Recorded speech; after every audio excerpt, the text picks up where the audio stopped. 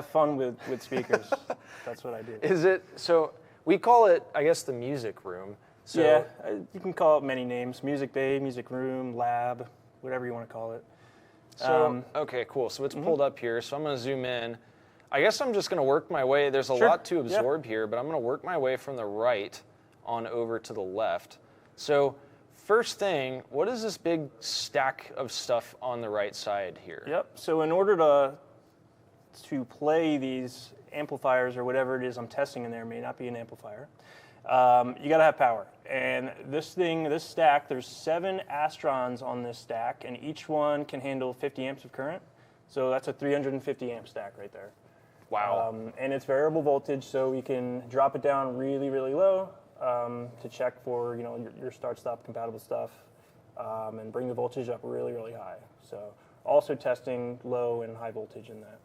So a lot of times you're just kind of wishy-washing back and forth on the voltage just to see if stuff will hit So yeah, in the parameters of protection mode? Yeah, so in our music testing, we're generally running 14.4 and 11.5. But throughout testing, I will drop it really, really low just to see where the amp shuts off, and in both high and low voltage mode. What's the longest amount of time you've ran it at a really low voltage? Like, have you played it at 8 volts for an extended period, or like 6 volts, or So when we do like a woofer endurance testing or something like that with an amplifier, we'll run for, I've had them run for like 3 to 4 hours on that, but that's different than when we do life cycling, which is later on. Gotcha.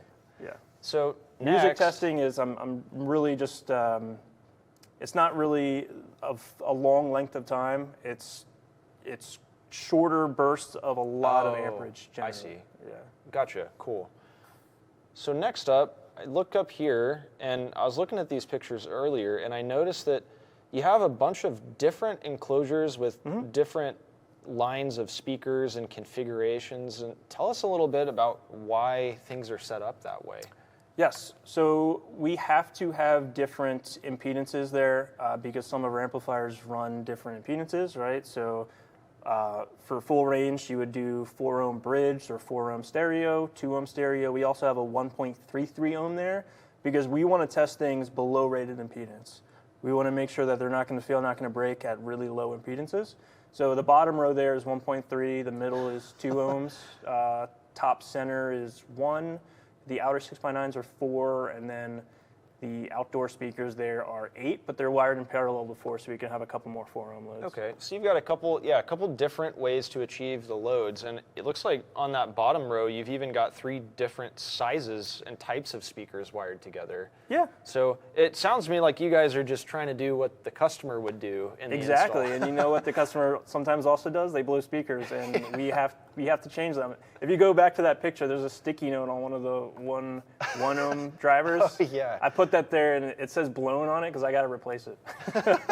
That's awesome. Yeah.